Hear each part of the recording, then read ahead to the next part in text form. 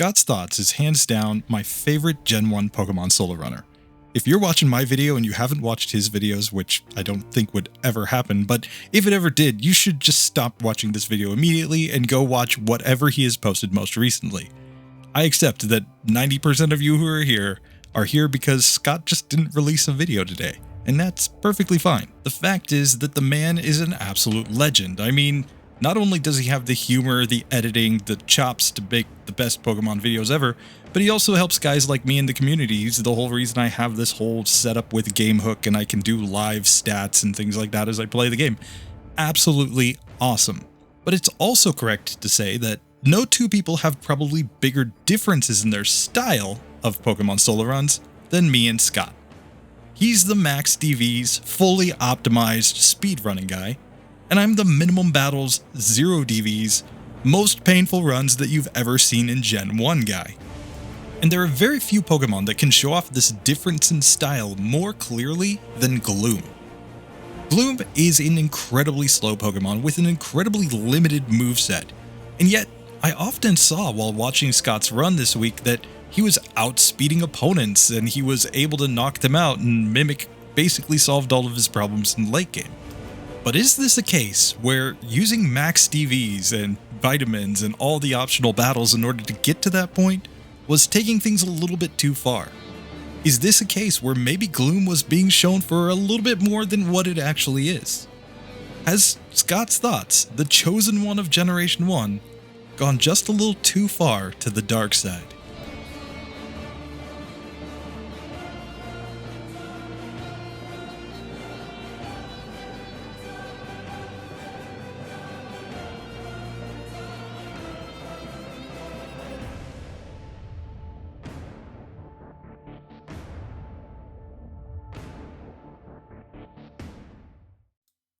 So starting out in this one, it's important to note that I'm not going to be saying that my approach is better than Scott's Thoughts' approach. It's nothing like that in this video. Really, I'm just comparing how the two approaches perform very differently with this particular Pokemon, and we're just achieving very different goals. In the case of Scott's Thoughts, he is of course focused on speed and limiting resets, so of course taking optional battles, adding vitamins, max DVs, they all make perfect sense. But my approach is based on the fact that most of us, when we turn on the game, are not going to get max DVs. Max DVs are a 1 in 65,000 chance. In fact, if it took you 5 seconds to reset every single time and just check if you had max DVs, and if you didn't, reset again, on average, it would take 91 hours. That to me is completely unreasonable. It would kill the entire point of playing the game. You spend 2.5 weeks of a full-time job just trying to get one Pokemon. If, however, we run this Pokemon on 0 DVs, then any results that we find are necessarily applicable to all variations of the Pokemon. So in Professor Oak's lab, I'm going to get my Gloom. Of course, the rival's going to push this out of the way. He's going to get his EV. Great for him. We're going to end up against the Flareon team on minimum battles here. But that means we have to win the Rival 1 fight here in Professor Oak's lab. Now I'm going to name my Gloom Stinky in honor of Ash's reaction to Erica's Gloom, you know, Erica's Stinky Flower. And with Stinky now added to the team, we can take on the Rival 1 fight where I'm not really sure which strategy to use. Should I try to paralyze this one or should I try to poison it? It didn't seem like Scott even bothered to cover this fight in his video. It's probably very easy for him. But this one is actually incredibly challenging on 0 DVs, because we're taking 6 damage every single hit, and add on the tail whips, the fact that we're only healing 1 damage every time we use Absorb, and Absorb is not doing that much, we actually get knocked out on the first attempt. I decided to change up my strategy and go for the Paralysis here, instead of the Poison, because Paralysis creates the chance that this Eevee isn't going to attack us, and if it doesn't attack us, then we have a perfectly good chance to get another heal in, and those little bits of extra HP can make a huge difference in this fight. So it's going to be very slow, something that we're going to see as we go through this entire run, but we are able to knock the Eevee out without too much difficulty. But as we level up to level 6, we can see some very important things, and the biggest one is that we have a speed stat of only 9. The keen-eyed among you will notice that that's 3 points lower than Scott's speed stat in his Max DVs run, which means we're 25% slower without any optional battles or any vitamins to make up that difference. And this is something that we could see from the intro when I was comparing some of the stats is going to persist throughout the entire game. Case in point, the first metapod that we encountered in Viridian Forest was too fast for us to run away from it. That is a metapod. An immobile cocoon is too fast for Gloom to run away. In spite of that, I am committed to staying on minimum battles here, no matter how terrible this gets. So it's time to take on this single bug catcher in Viridian Forest, and let's see how this fight goes. Now, to say that these early game battles are going to be really slow would be an understatement, but they're not difficult by any means. The strategy here is quite simple. We simply poison the Caterpie and go into our absorbs. And because this Caterpie doesn't have smart AI, it's going to use string shot 50% of the time. And whenever it does, that doesn't really matter. It's already faster than us. So we just need it to use string shot enough times while it takes poison damage and little bits from our absorb. And as we gain back a little bit of HP each time, it's going to make us just that little bit more survivable. That being said, we can of course get knocked out here because we're not faster and we don't have any effective moves. We could make this one a little bit better by going for struggle strats, but that would be relying on it not using too many tackles on us. Still, it's not a situation that is so dire that you need to go and level up a bunch in Viridian Forest, especially because most of the Pokemon here aren't very good to level up against anyway. You're not going to do much damage, you'd be much better just grinding a couple times against this Caterpie to get through. Brock's going to be a cakewalk, and then we can figure out our way through the next section, where if you really wanted to grind some optional battles against wild Pokemon in order to gain levels, just wait till Mount Moon. Fight the Geodudes there. That's going to be the easiest experience that you could get in the early game. And here on the second attempt, we are seeing that we've gotten this Caterpie low enough on health that we finally take it down. And it wasn't even close that time, so it's just a matter of how many tackles we get. But with that out of the way, now it's time to take on Brock.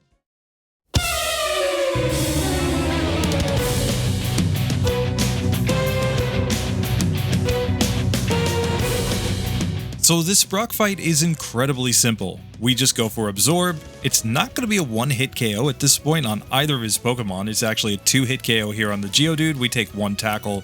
Doesn't really matter. We move on to the Onix, and we could technically lose here if we get just stuck in bind for a million turns, but he doesn't use it, so it's 2 hits to knock that one out. So that's 1 badge down for our Stinky Gloom.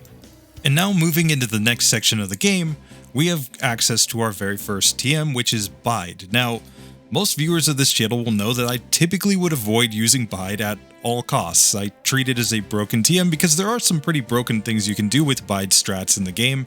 For example, exploiting some glitches in the game that cause opponents to take extra damage from Bide when they hit themselves in confusion. But usually the reason that I don't use Bide is because of the fact that it's basically saying the Pokemon's moveset is absolutely terrible. There's never a situation where you wouldn't want to use Bide over a normal level up move unless you don't have any good level up moves. And case in point, this fight with this bug catcher. Now, actually, you can beat this bug catcher without going Bide strats. It is perfectly reasonable and possible to do so.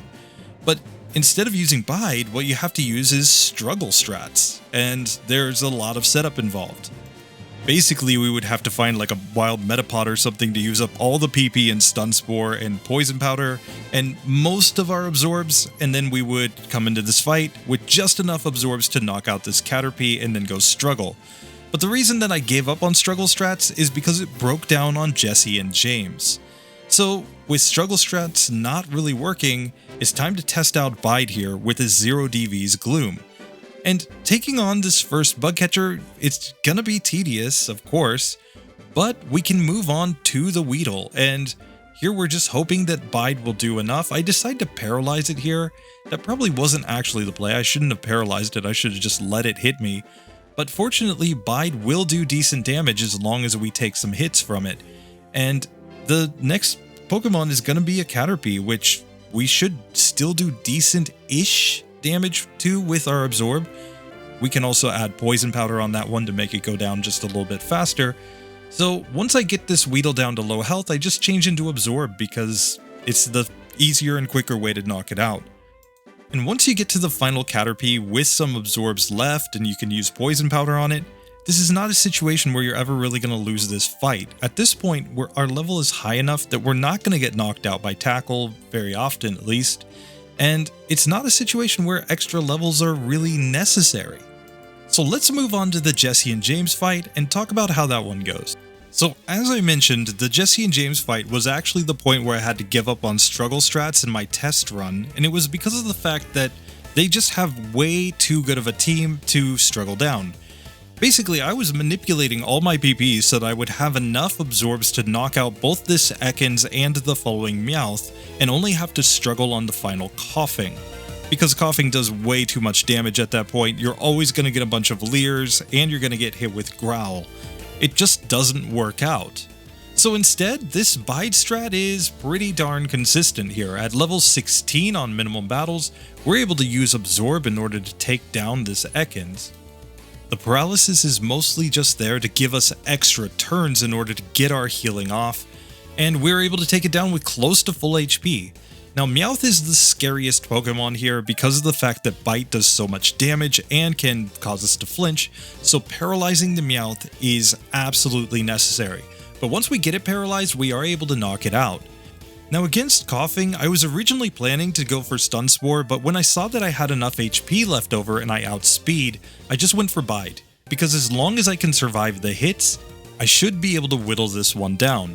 The problem was that after taking a couple hits, I wasn't sure that I would actually survive, so I decided to paralyze it once, but the Bide did work out, so we knocked them out, and we move on to Cerulean City. And there's no point delaying, it's time to just take our stinky Gloom and go ahead and try to take down Misty.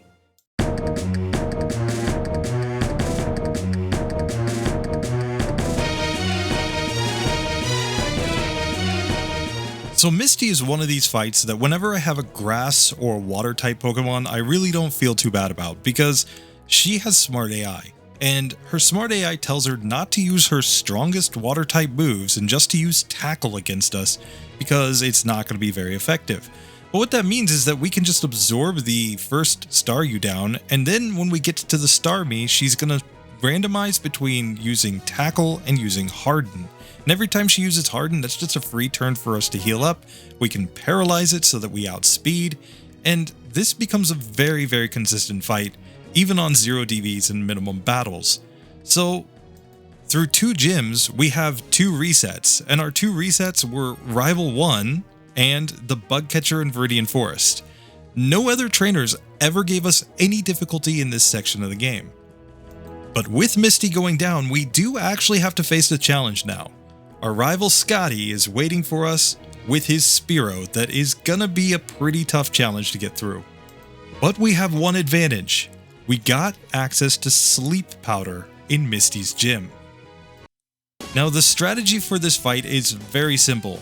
We want to avoid Peck at all costs. So I'm going to put this Spearow to sleep, and once it's asleep, I'm just going to use Absorb. I'm not really even going to mess around with Bide strats because I'm not really wanting to just hope for a Peck and survive and do enough damage. No, let's just keep this thing asleep, because as long as it's asleep and we're hitting it with Absorb, we're just going to whittle it down little by little. Yes, this is tedious. Yes, this is not a fun way to play Pokemon necessarily, but it is pretty darn consistent as long as you get the sleep. And now on the Sandshrew, we've got a super effective move. We take a scratch, that's perfectly fine. We'll just knock that one out. Now once we get to the Rattata, we can put it to sleep or paralyze it. Either is technically fine. And we just use our Absorbs in order to knock it out. It's taking decent damage because it doesn't have great special. Finally, the Eevee does have decent special, but it doesn't really matter. As long as it stays asleep, we have all the turns that we need in order to slowly whittle this one down. And really, that's the thing with these early rivals. We're not gonna get immediately knocked out by Peck, so it's just gonna be a grind every time we get into these fights to slowly knock out his Pokemon. But there he goes, and now we can move on in the game. So with that fight out of the way, of course we've got to heal up and then we can make our way across the Nugget Bridge. There's nothing too exciting that happens in this section though. Really, the most important thing to note is just that Scott's thoughts and I have basically the same opinion of Gloom at this point. But we have that opinion for very different reasons. In Scott's case, he's focused on the fact that fights are kinda terrible, they take a really long time to get through, this Pokemon's not getting a great speed. But in my case, it's actually based on the fact that Gloom had to use Bide. For first-time viewers of this channel, we have actually beaten the game with 17 Pokemon on 0 DVs, minimum battles, and with no TM moves. And what that means is that anytime we have to add a TM like Bide in order to get through a fight, we know that the Pokemon is pretty terrible compared to the top of the top when it comes to Generation 1. Now it's also worth noting very quickly that the score that's showing in the bottom right-hand corner of my overlay is currently off by 10 points. And it's because the system didn't count Bide when I taught it as a TM. I'm looking into that in the background, it will be fixed in future runs. I'll throw my tier list rules up very quickly on the screen, but basically Bide for me falls into the category of broken TMs. You might be saying, Bide, broken, that move is just one of the most terrible in Gen 1, right?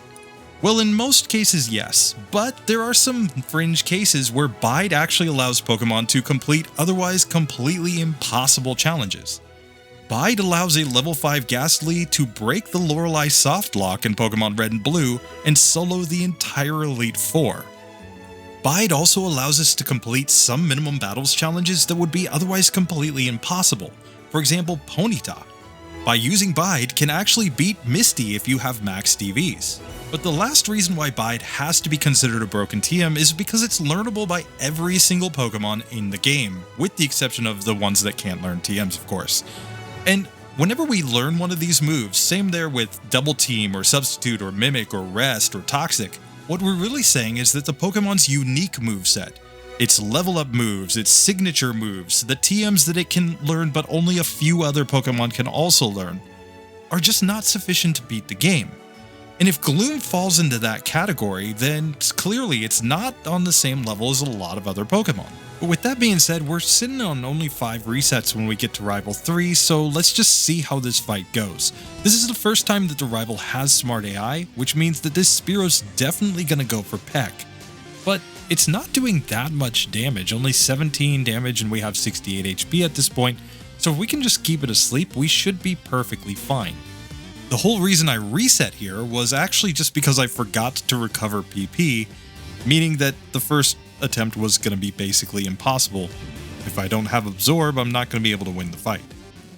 But now in round 2, I'm going to go back in, but I decided that the actual fastest way to get through this would be to use Bide. Now I did use Stun Spore on the Spearow and I just tested out an Absorb to see, but Bide is clearly the play. So I go into Bide at this point, it's going to peck me. I get knocked out on that one thanks to a critical hit. Now since this is my first run, I experimented with strategy a couple times, but finally I came back, I just went to the Bide strat. I take 3 hits in this one, but I'm able to knock the Spearow out, and now I just need to land sleep on this Rattata. I get the sleep, so now I can go for Absorb. I'm going to get most of my health back in these next 2 Pokemon. I don't even mess around, I go straight for Absorb on the Sandshrew, we knock it out. And finally we've got the Eevee, I'm just going to go put it to sleep, Sand Attack missed, and now we can just go into our Absorb strat, recover HP. I don't think we're very likely to lose this one at this point, because even if it Sand Attacked us a bunch of times, we just use Bide. Bide bypasses accuracy checks when returning the damage. But here Absorb is more than enough, and we get through Rival 3. So with that being done, it's time to just make our way to the Lieutenant Surge fight.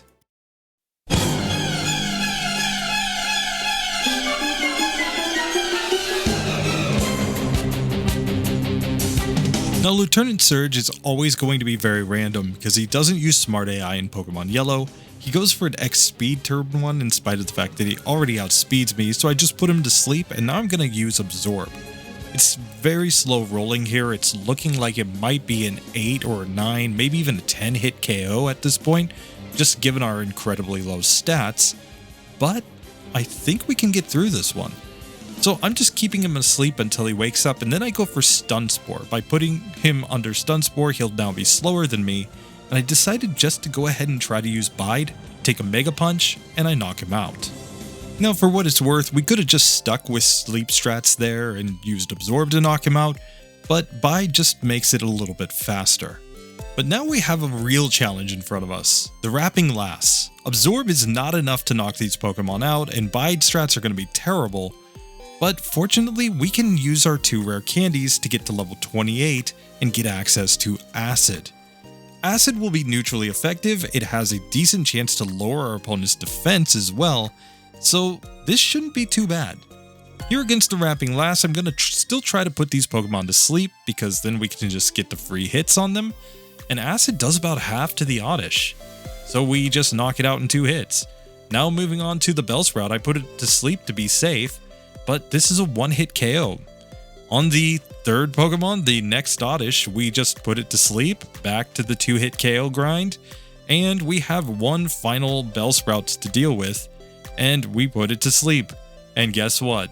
We knock it out, this time in 2 hits. The first one was a critical hit, so meh, whatever works. So Acid makes it so that we can even beat other grass poison type Pokemon, and we should be just fine in this next section. Add to that opponents like the Rock Tunnel Hiker are still weak enough to absorb that this move can one-shot their Geodudes. I mean, we're really just cruising through this entire section.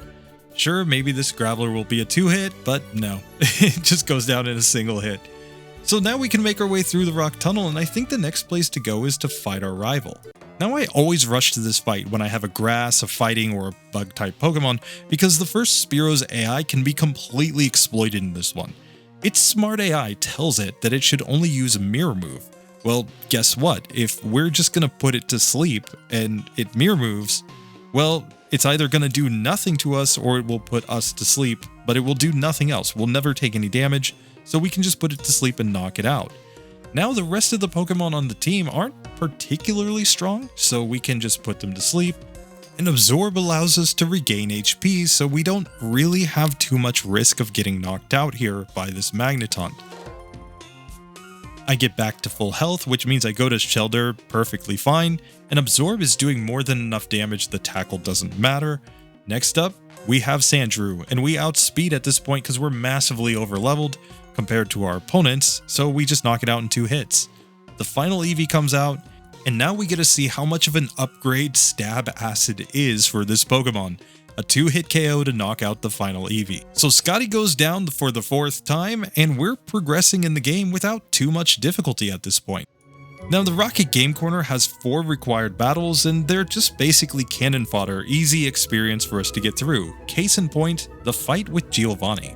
I can just absorb the life out of his first 2 Pokemon. Ha ha ha. This is brilliant. Giovanni, you stand no chance because look at that. Oh, full health. Yeah, go ahead and hit me. I dare ya. Now I don't have any sleep powders left, which is why I'm going to drop some acid. Oh, the bite. No! Oh, and E-card specs. Giovanni, you legend. Oh, this is how we win the game.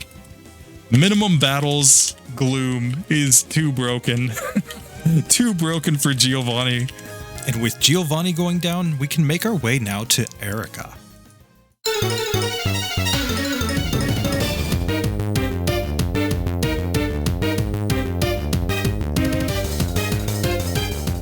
Now Gloom going into the Erica fight is not fast enough to outspeed this Tangela, which means Bind is actually a little bit of an issue.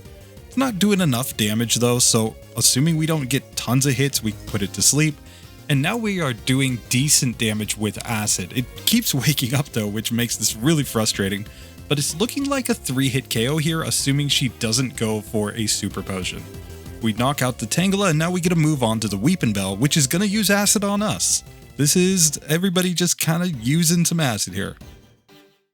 Fortunately, we're smart enough to know that we should put our opponents to sleep, because Smart AI clearly doesn't know what it's doing, and we knock that Weepinbell out. Now her Gloom is actually at a lower level than we are, so this is one of the very rare spots in the game where the game always has medium DVs, we're on 0 DVs, but guess what? We can just manage to outspeed here. And because we outspeed, we can simply put her Gloom to sleep and then go into our acid spam, and this is an easy victory. So that's 4 gyms down with not really a whole lot of problems on 0 DVs and minimum battles. Yes, it took Bide for the Mount Moon section, and there are some fights that are just much quicker if you use Bide, but we haven't had any troubles that really merit optional battles up to this point. The 14 resets that we've had so far basically just come down to me experimenting with strategies and getting a little bit of bad luck, but here we can see even against Ghastlies, Acid is now strong enough to knock out these Pokemon without a whole lot of difficulty. Jesse and James are also an absolute cakewalk in this section, and we're about to get our first actual useful TM in the form of Swords Dance. Now, Swords Dance is absolutely mandatory here because we need the badge boosts in order to even have a chance in this one, but we're also using it to boost up Acid because Acid is going to be our main attacking move for this next section. You might say, why not use Mega Drain? Mega Drain is going to be a clear upgrade on Absorb. The problem with that logic is that in this next section, there really aren't going to be a whole lot of Pokemon that are actually susceptible to Mega Drain. Sure, yeah, the rival with his Sandslash and his Cloyster, but then we have to take on Koga and we have to take on Blaine, and Mega Drain just isn't going to add too much in those fights. Additionally, in about 2 levels, we're going to get access to Petal Dance. Petal Dance has a higher base power than Mega Drain, so it might just be the better move, and it is the signature move of the Oddish line. So I decide to make my way down to Fuchsia at this point, just to see if I can get through the jugglers in Koga's gym. I can get a couple extra rare candies just in case, and maybe Koga won't be that bad. After a quick detour to the Safari Zone just to pick up the Warden's Teeth and to make sure that we get the Surf HM so that we can progress after we beat Koga, we're probably going to be fine in this one, honestly. Acid should be just fine against these psychic types that have weak defense, and really Koga, it's just going to come down to his AI. He has a chance to just use Toxic against us, which will do nothing, but he could also use X Attack, which will do nothing. But on the other hand, he could also go for Psychic and Psybeam and Leech Life that actually will do something. This is going to be a really random fight.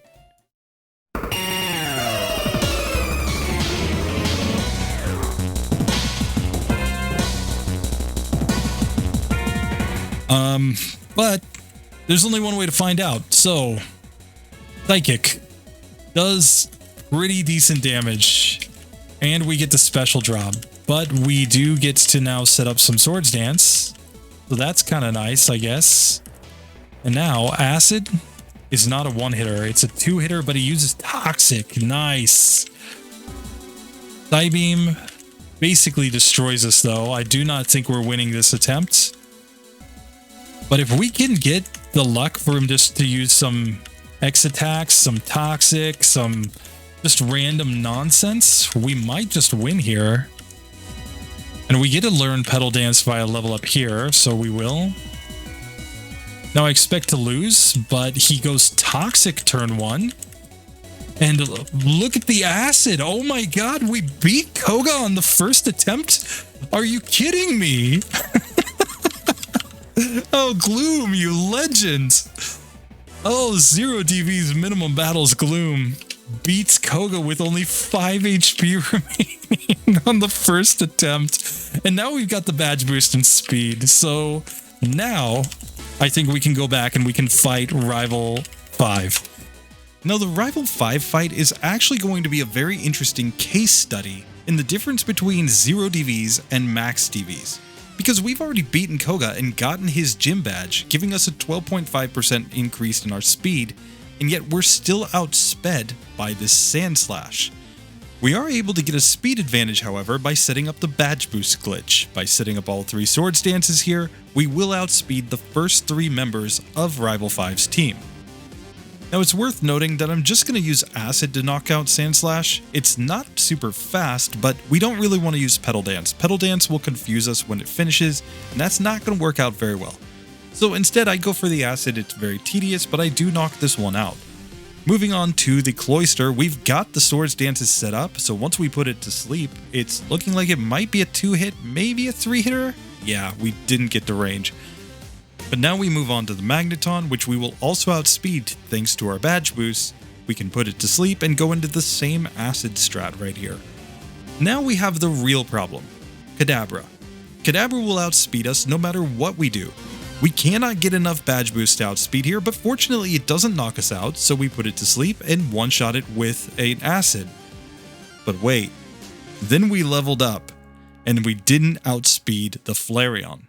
So taking a moment to look at Scott's Thoughts' run here, he's at level 39, the level that I hit when I leveled up against that Flareon. And yet, he's got 14 more speed. At 63 speed, he would outspeed the Flareon, meaning that it would be pretty trivial to get through. As long as he gets through the Kadabra, he's going to be perfectly fine. This is actually one of my biggest criticisms of Max DVs runs.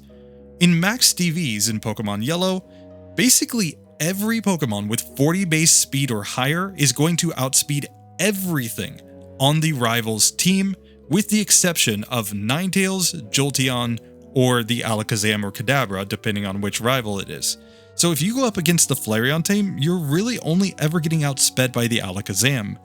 The rest of the time, you can spam sleep tactics, you can spam wrap tactics, and you can get through these fights incredibly easily.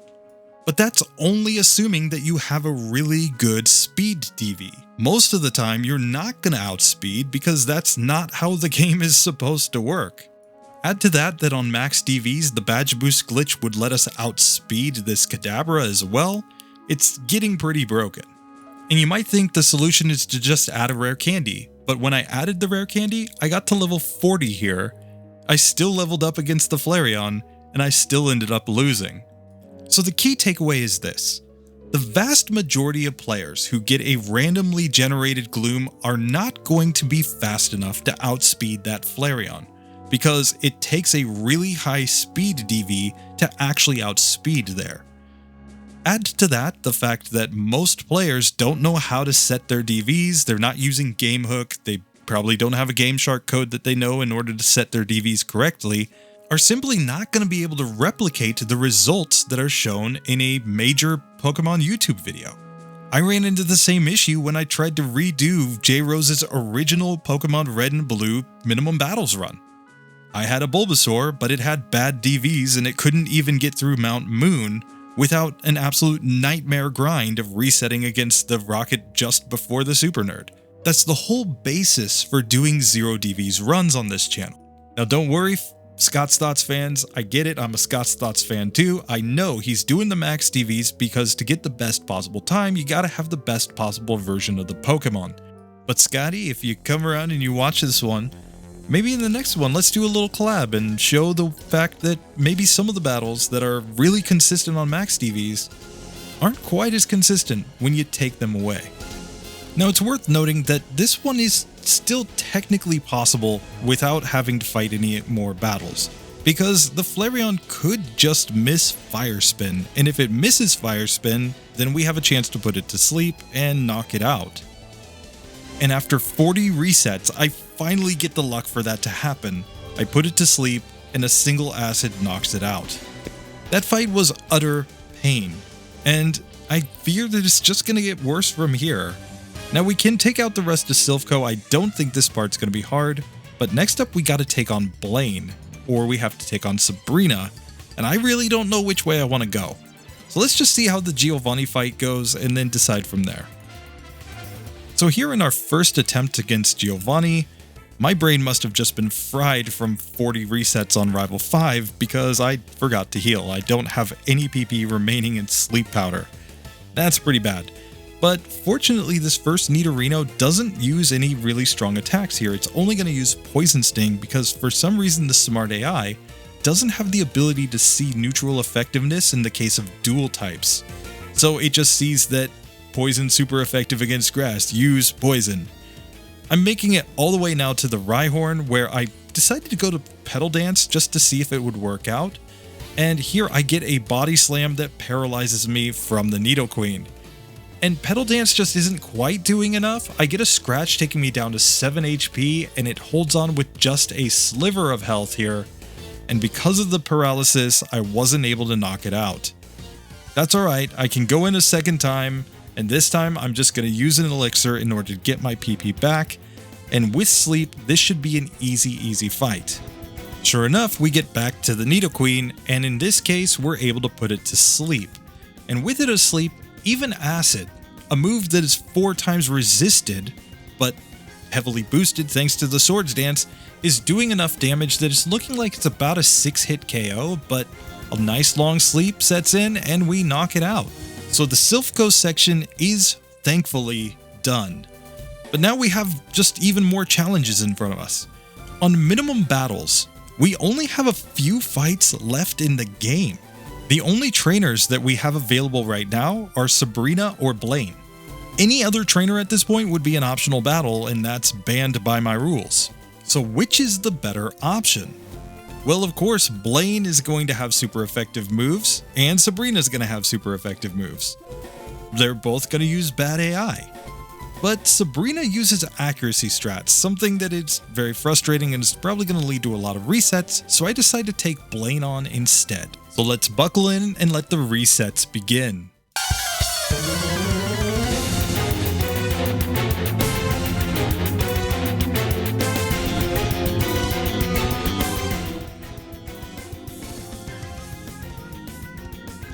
Come on. There, we finally put it to sleep, but I don't think we're getting through on this one.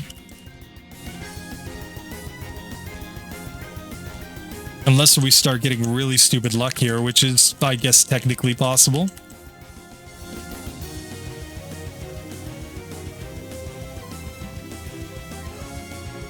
Okay, we put Rapidash to sleep.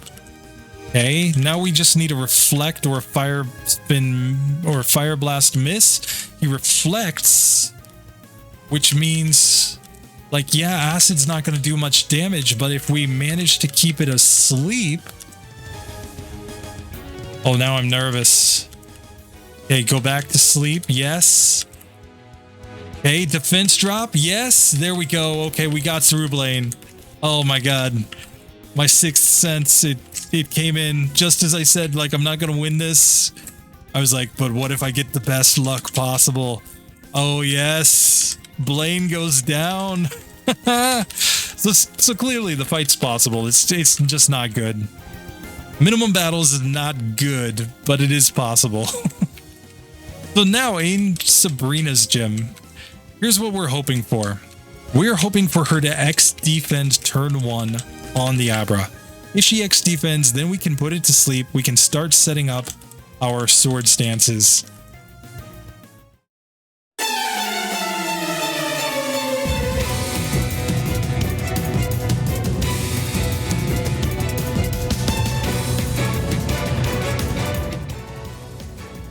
Okay, she missed flash. That's fine too. Okay, we get 1 flash, but we put it to sleep.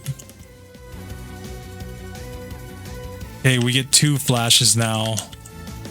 Oh god, now we're just getting wrecked. Now it's just all or nothing. Just pray for our 1 in 4 chances to line up, basically. So that's a 1-hitter. That's fine. If we hit, we're gonna knock this out, I think. Oh, it's a 2-hitter on Kadabra. Come on. Psywave is fine, because Psywave doesn't care about our stats. The X defense Alakazam. Psywave. Come on. Come on, you gotta hit. Oh, the Psychic ends us. Okay. So here, we can do this. I know we can do this. Okay. Swords Dance. Oh, I wanted to put this one to sleep. Oh, she misses 2 flashes in a row. That's beautiful. You beautiful, beautiful specimen, you. Abra. My favorite Pokemon. Because it knows how to lose. And we get a critical hit and get 1 shot there. Probably doesn't matter. I'm not sure. We have the badge boost in special, but I'm not sure it matters, the critical hit. Okay, there's the X defense turn 1. But then we get the flash.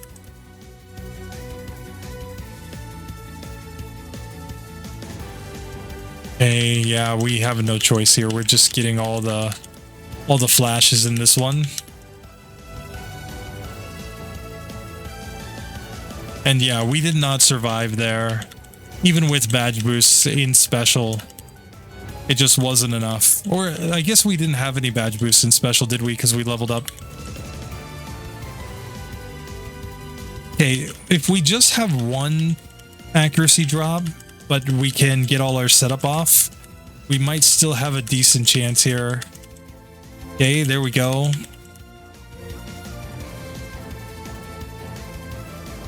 Okay, we get a second accuracy drop from the Kadabra, which is not great. Third accuracy drop. Fourth accuracy drop. But those are giving us some badge boosts in our attack on top of our swords dance, so...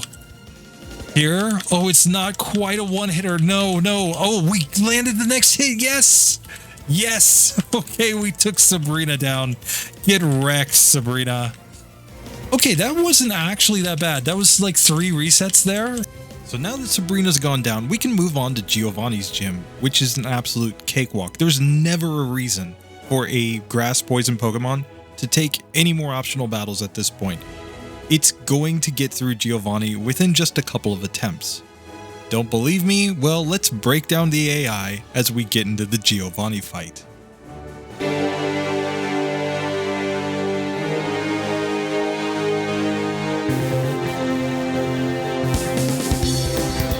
Now, whenever you're using a grass poison type Pokemon, really any grass type, you only have to get through the Doug Trio and then the Persian. And you've basically guaranteed a win on Giovanni and Pokemon Yellow every single time. You see, Giovanni has smart AI, but smart AI is actually pretty dumb in a lot of situations. So we did get knocked out on the first attempt by a critical hit dig.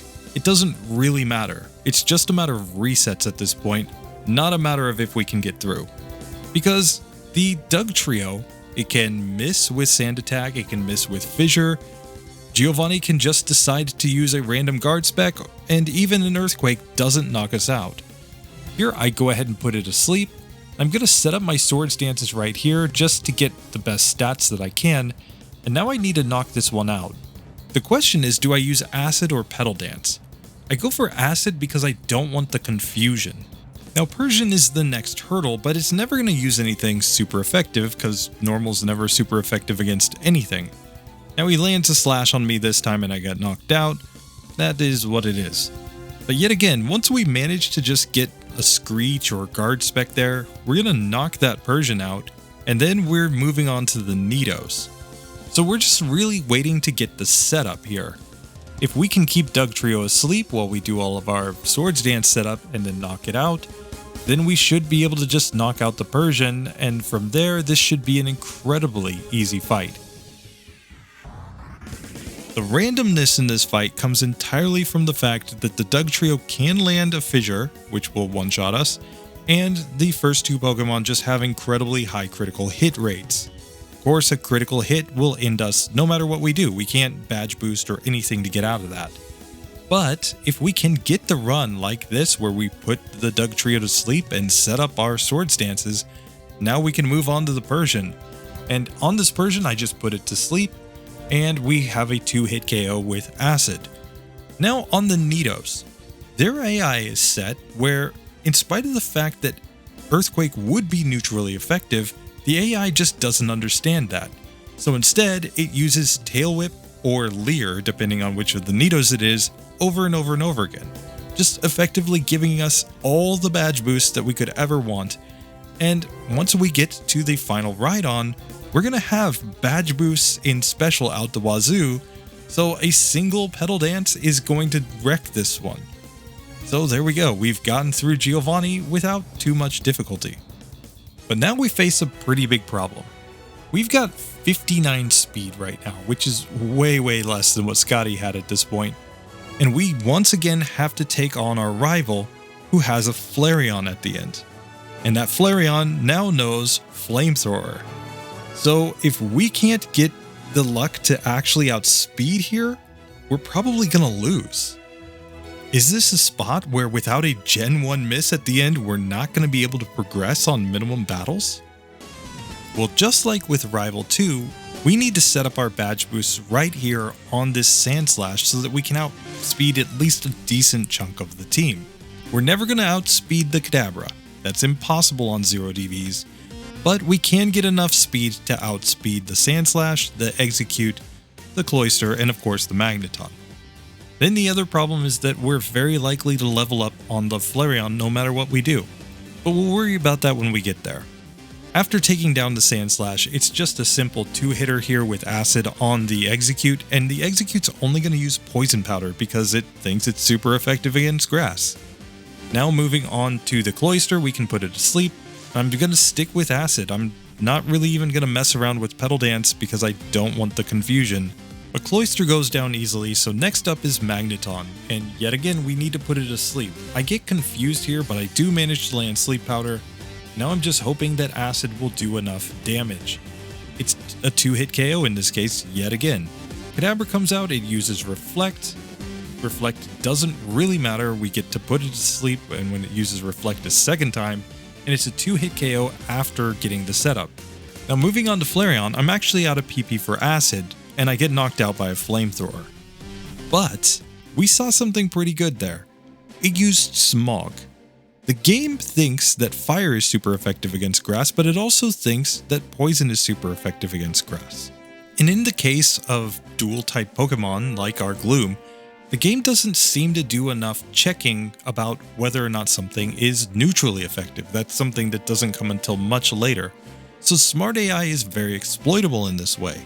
If we have a grass-type Pokemon, there's at least a chance the Flareon will just use Smog, which definitely will not knock us out at that point. So I go ahead and heal up, I'm going to come back and I'm going to try this fight again, but I'm not sure it's going to go on the first attempt. Let's see how many resets this one actually takes. After getting back to Kadabra and knocking it out with a couple of acids, we're back to the Flareon on the second attempt, so getting to this part seems pretty consistent, but now we get a Fire Spin and there's nothing that we can do. Now it was at this point that I actually decided to add some rare candies, and the logic went like this. On minimum battles, the only fights that are actually left in the game are this rival that's standing in front of us, the 4 members of the Elite Four, and then the champion himself. If we have enough rare candies to just level up once between each of those trainers, which we'd probably want to do, we want the badge boost, then really we could use as many rare candies as we want right here and it shouldn't make too much of a difference in our final level. But this was clearly a mistake, because we've already seen that with the right kind of luck we could get through this fight. It's just a matter of getting a Flareon that uses Smog, and we put it to sleep, and then we get a couple hits to knock it out. But this is the reality when you're playing these 0 DVs minimum battles runs. In a lot of cases, you could have a perfectly consistent fight here, or at least a very close to perfectly consistent fight on Max DVs. But on 0 DVs, this becomes a luck fest. You just have to hope and pray that you get the right move from your opponent at the end so that you even have a chance to get through. At our new higher level, we do get back to Kadabra. It uses Reflect, which is perfectly fine. Put it back to sleep. We can go into our acids in order to knock it out. It's not quite a one-hit KO even after the level ups. But now Flareon. And fortunately, we didn't level up, so we still outspeed here, meaning we can put it to sleep, and Acid knocks it out. So just like that, 0 DV's Minimum Battles Gloom has made it to the Indigo Plateau. We are going to be able to take on the Elite Four, and we've only added 2 TMs at this point. We added Bide very early in the game. It was a broken TM, but we had no choice. And we added Swords Dance, a very logical move given that it gives us the badge boost glitch, and it makes our acid that much stronger. We have Sleep Powder and Solar Beam, which should be pretty good in the upcoming Lorelei fight, so we may just have a chance to get through this without adding any more TMs. This might be the moveset that we need to finish the game. So just before the league, I make my way to the power plant to grab the extra rare candy, the PP up, and the max elixir over there, and I'm going to pick up the rare candy in Victory Road, and from there it's time to just make our way to the first Elite Four member, Lorelei. Let's see how this goes.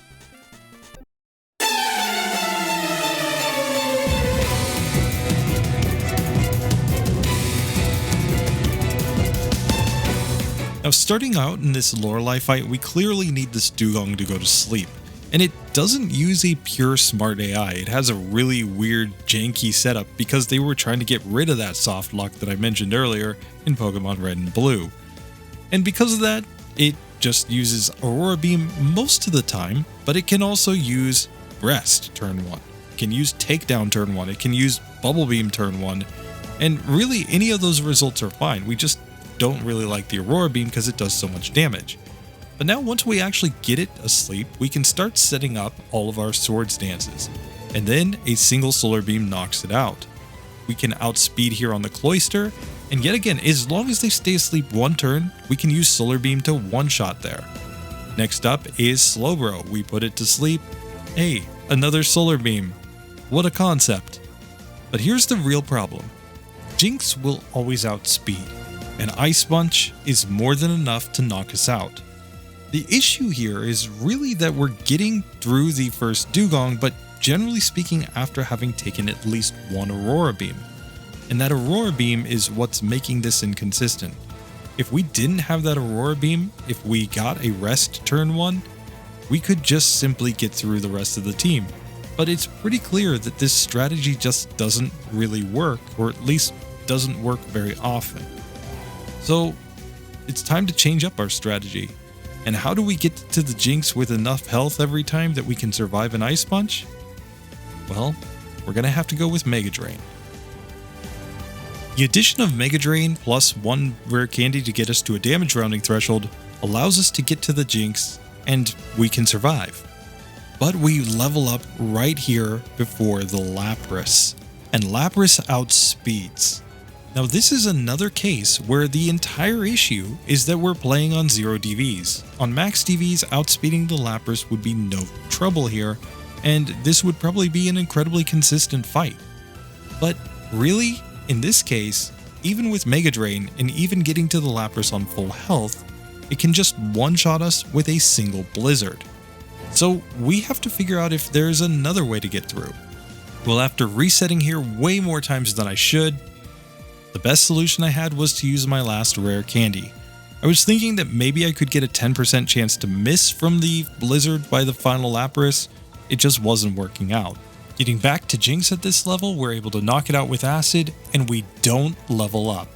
Which means now we can put this Lapras to sleep because we outspeed thanks to the badge boost from our Swords Dance, and we can use Mega Drain in order to knock it out in 3 hits. So Lorelei was way harder than she needed to be. Now we gotta take on Bruno.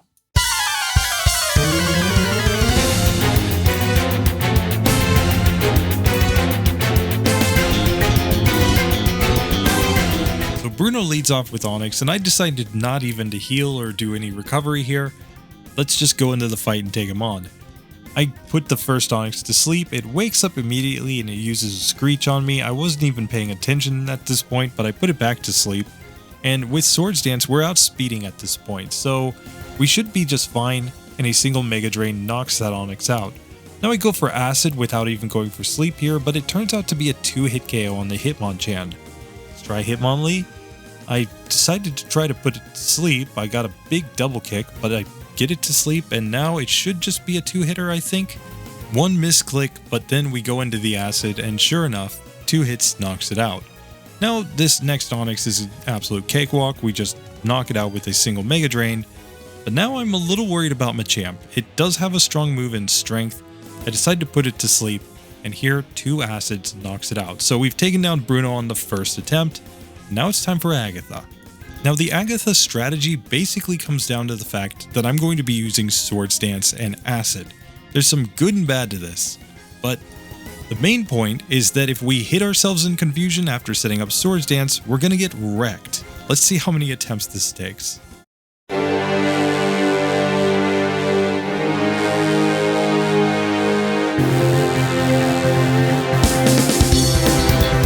Now in our first attempt, we're going to go ahead and try to set up our Swords Dances here after putting this Gengar to sleep. It uses a substitute, but fortunately in Gen 1, sleep can hit through substitutes. Substitutes only block Confusion, Poison status, and extra statuses that are caused by the attacks of your opponent, So for example, a defense drop from acid can't happen through a substitute. A lick paralyzes us, but we're keeping that one asleep. And now after we've set up all the sword stances, we're doing decent damage here with our acid. Agatha did swap into her Golbat, but as long as we keep it asleep, I think it's just going to take a couple of hits in order to knock it out. Now back to the Gengar after she swaps back. Acid is doing about a quarter health here. So it's looking like a 4-hitter, maybe a 5-hitter. We get a defense drop, which is great. And now we just need to land one more hit to knock out the Gengar. Moving on to the Haunter here. With paralysis, it kind of sucks. We lose some turns. We get confused. But if we can just manage to put this one to sleep, we might have a chance. We knock ourselves out in confusion. Now at this point, we only have one rare candy left in our bag, and we're probably going to want to use that before the champion to try to prevent a level up in the middle of that fight if we possibly can. Because we'll need the badge boost in order to outspeed the Cloyster for sure. It's just going to use Ice Beam and knock us out. And besides, we're so far outsped by everything on Agatha's team that it's not like adding one level here would really make any major difference. So instead, we have to grind this one out nice and slow. Set up the sword stances, put the Pokemon to sleep, use our acids. She swaps back to the Gengar in this case, which is still asleep. And I actually decided to use some Mega Drains in order to regain some health here. She uses a substitute, which is perfectly fine. I just put her back to sleep. And use acid in order to break the substitute. She swaps back to Golbat. I'm going to use a couple acids to knock that one out. Back to the Gengar, where once again we can just spam acid. And it wakes up, but it's on low health.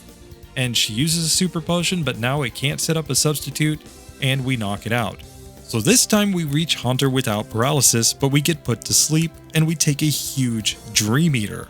Fortunately, we wake up after that and we're trying to put this one to sleep. We get put to sleep again and we immediately wake up, and now we land to the sleep on the Haunter. Now we can go into our acid spam trying to knock this one out, but I decided to swap into Mega Drain because I'm on such low health.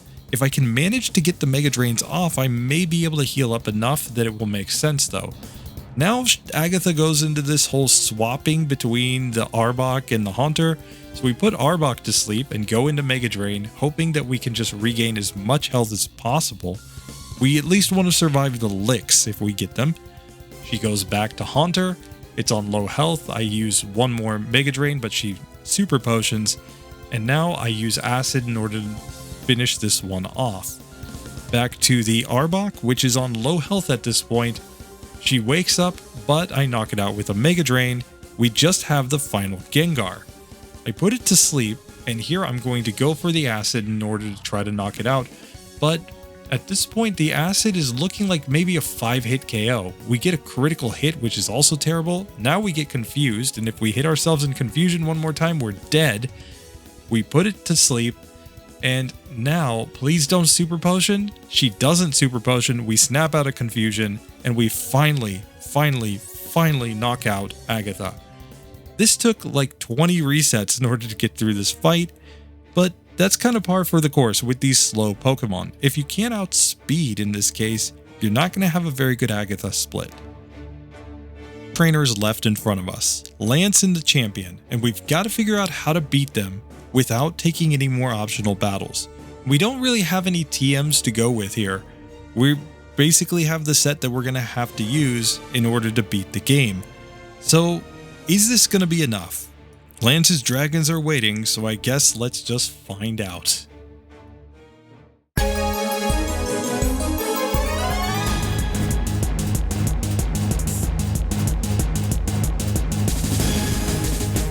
So on the first attempt against Lance, I actually came into this thinking that I would need to go Leer strats.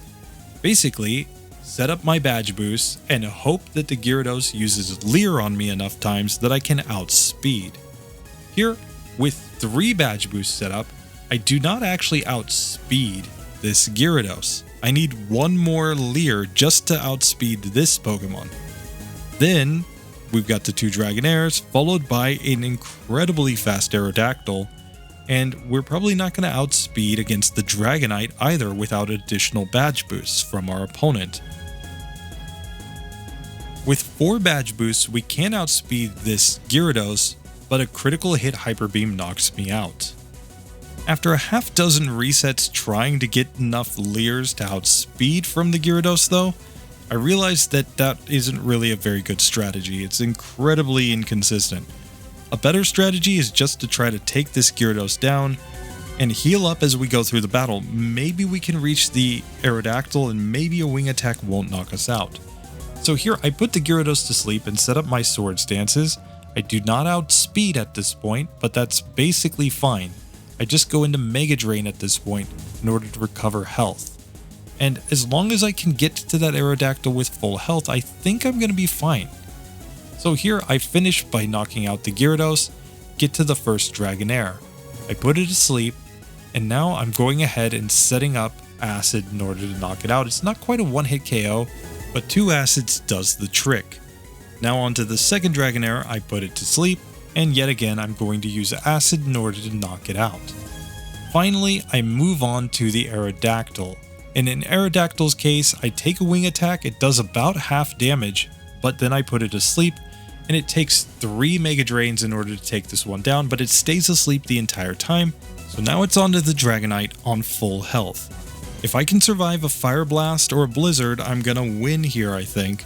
But we have to see if I can actually land asleep. He lands a huge Fire Blast that takes me well under half health, but I get to sleep, and now it's looking like a 3-hit KO with Acid. Please, just no Hyper Potion here, don't wake up. We get the hit, and we get the second hit. There we go. We've defeated Lance, but man oh man, this has been rough. Gloom is reaching the champion after having taken 119 resets in this one. And like I said, the TM counter for the score is a little bit broken in this one, so we actually have 1 broken TM and 2 normal TMs in this one, meaning our actual score is 11 points lower than what's showing on the screen. We're at a 76.1, which right now would put us basically in a kind of medium B tier position. That's comparing to a lot of other grass types that are high A tier or even S tier. So this is really a disappointing result for my first attempt with this one. But even more so, I'm nervous that I'm not going to be able to outspeed the final Flareon in this fight. And we're going to have to get lucky maybe. The Flareon does know Fire Spin, Flamethrower, but it has one possible move that it can use that won't knock us out in Reflect.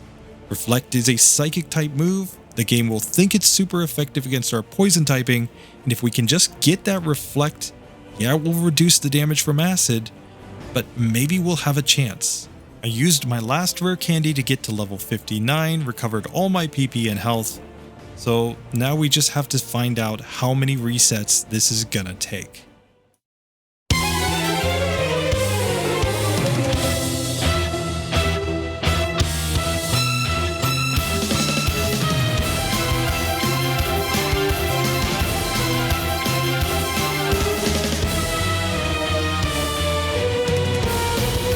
So here we are, it's time to take our first attempt at the champion. Of course this Sandslash is going to give us the perfect setup because it's only going to use Poison Sting here because of its smart AI. We're very thankful to not take Slash and Earthquake here because they would do way more damage. Fortunately we can now put this one to sleep, set up, and now use Mega Drain in order to heal up off of it. I go into Acid just to see how much Acid would do and then knock it out. Here against the Alakazam we are outsped, but a single Acid is not enough to knock it out. Now in Scotty's final run with Gloom, he had this 40 base speed Pokemon with so many vitamins and so much stat XP that it was able to speed tie against the Alakazam, which is absolutely ridiculous. That is something that should not even be possible in the game. It's only possible because of badge boosts, mind, but it's so ridiculous to think of a slow Pokemon like this having that level of speed. And no matter what we do, we'll always be in range for a critical hit Psychic. Fortunately, we don't get it this time, and a single Acid knocks Alakazam out. Now on the Exeggutor, we have to put this one to sleep and use Acid in order to knock it out. Moving on to the Magneton, I put it to sleep, and at this point, I'm kind of worried about my health. So I'm going to go ahead and use Mega Drain in order to whittle this one down, and hopefully we can get to the final Flareon with enough health to survive a Flamethrower, maybe? Now on the Cloyster, I put it to sleep. I'm going to use the same strategy of Mega Drain since it's super effective here. It's a 2-hit KO at this point, and we have made our first attempt at Flareon. Here, Flareon is going to outspeed us. There's nothing that we can do about that fact because we just leveled up. We only have 76 speed at this point, which is nowhere near enough to outspeed this Pokemon. So we're banking on a Fire Spin Miss or Reflect to give us a chance to put it to sleep. We get Flamethrower, and it's a 1-hit KO. Now there is a clear solution for getting through with a Gloom on 0 DVs here. It would be to use Substitute. Substitute would create at least the possibility of survival, but we'd have to give something up in return. The fact that we can put opponents to sleep, however, means that we could use Substitute, Acid, Sleep Powder, and Swords Dance in order to get through this fight. So I'm going to leave that one alone. Here in this one, we actually get a Kinesis from the Alakazam, so we get through on full health. Now we are basically to the Exeggutor, but we missed our first Sleep Powder. Now we land Sleep Powder after waking up, and we use Acid in order to knock that one out. Magneton comes out, we miss our first Sleep Powder, we miss our second Sleep Powder, we land the third one. And now I'm going into Mega Drain to try to get back my health as quickly as possible. Fortunately, Magneton is about a 4-hit KO here with Mega Drain, so we have plenty of PP left when we get to the Cloyster. We just need to put this one to sleep and land the hits. It woke up immediately, but we landed another sleep. That was clutch. And now we can go ahead and use Mega Drain in order to 2-hit there. We've made it back to Flareon, and this time we get the Reflect turn 1, and we land the sleep, in spite of the Kinesis. We land our first Acid, we land the second Acid, and then we land the third Acid, meaning that this accuracy drop didn't even matter in this one, and we managed to beat the champion. Now, this is ridiculous. It only took a couple of attempts on the champion there, in spite of the fact that we were outsped, but it really just comes down to the fact that we had a 1 in 3 chance of not getting hit by the Flareon. That is the huge factor. It's not the fact that we were able to outspeed, it's the fact that the game's AI is not very good, and the game's moveset is not very good. Does that mean that Gloom is a great Pokemon? No. No. Because we had a broken TM and we had 2 regular TMs, not the one that's showing there on the list, we're actually 11 points lower on the final tier list, meaning that Gloom, Erica's favorite stinky flower, actually has a score of 75.8. That puts Gloom in a position just above Pikachu. And remember, Pikachu had basically no moveset and was using double team strats the entire way. If we compare this Gloom to other grass types that have completed the challenge, well, a Weepinbell beat the game on 0 DVs minimum battles and with no TMs, and landed with a score of 96.8, and after optimizations, it jumped up to 97.6, putting Weepinbell currently at the 3rd place position on my tier list. Tangela, on the other hand, it was a Gen 2 trade back, which meant that it had Disobedience, and it still, after optimizations, ended up with only 1 TM and 2 optional battles, getting a score of 95.9. Bulbasaur, which was by far and away the worst grass Pokemon that we've run so far, ended with a score of 89.95, putting it just 1 reset out of being in the S tier. So in that context, Gloom is really terrible amongst grass type Pokemon. Just comparing it to the Pokemon that are most like it, it just massively underperforms. And why? Well, it's because of the fact that it doesn't get growth, and because at the beginning of the game, it doesn't have any sort of coverage. When you look at the Bellsprout line, it gets access to Wrap at level 13, meaning it has a very logical strategy for getting through the Mount Moon section. Add to that they get growth, they get Swords Dance, they get a move like Razor Leaf that's a lot better than Petal Dance. Suddenly you've got a recipe for a pretty good Pokemon run. But the big thing to take away is that if we played these runs, similar to the vein that Scott's Thoughts plays his runs with Max DVs, we actually wouldn't see such a big difference, I don't think, because in most cases, the reason we had so many resets, the reason why we needed these extra optional TMs was because of the fact that our Gloom had very low speed, and it just didn't have quite the stats of a Max DVs Pokemon. So in the end, Gloom is pretty terrible, but it did beat the game on minimum battles, so I guess we have to give it that. But now there is one last question. Can this Gloom beat Mewtwo? So here we go. Final battle, Mewtwo time. Let's go ahead and destroy this one, I hope. Psychic's probably gonna wreck me, yes. God, Mewtwo, you're legendary. Actual legendary. The only Pokemon that I consider truly legendary is Mewtwo. I'm sorry, I don't care about later gens. And, you know, Mewtwo, when you got here at the end of the original game, was like, oh my god. This is Pokemon. You know what I'm saying? Like, this was the one.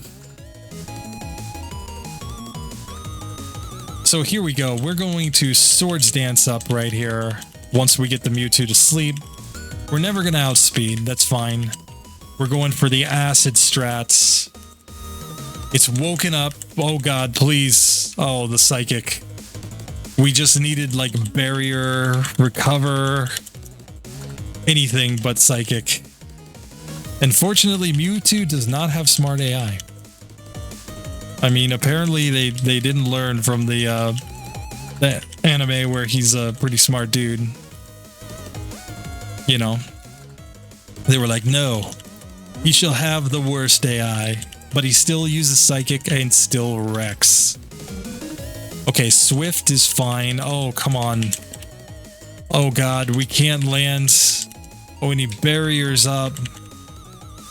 That's okay. We can set up the Swords Dance and we can get the defense drops with Acid. Oh, we're doing so little damage. He recovers. Swift. Okay. We are able to put him back to sleep. Okay, we get the first defense drop there. And he goes Psychic, so we're dead. Mewtwo is actually a problem here. I mean, who wouldn't expect him to be a problem for Stinky Gloom? Oh man, this run is so bad.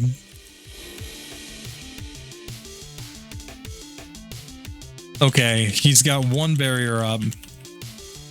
Oh, two barriers up.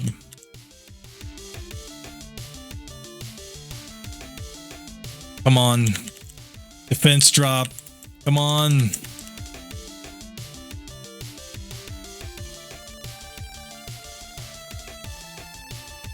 I'm nervous about him waking up, so I'm going back into sleep.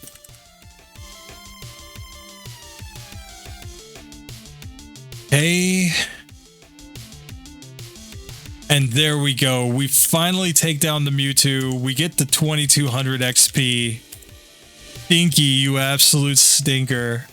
Only 68 speed. Now that is higher speed than my Paris run, where I finished with only 53 speed. Obviously, the speed stat showing on the left side in my stats is including the badge boost of 12.5% from Koga's badge. But, I mean, just to have any Pokemon at this point with like sub 80 speed is just terrible. Terrible, terrible. You know, even with the badge boost glitch, we didn't outspeed anything. But we did beat the game on 0 DVs, on minimum battles.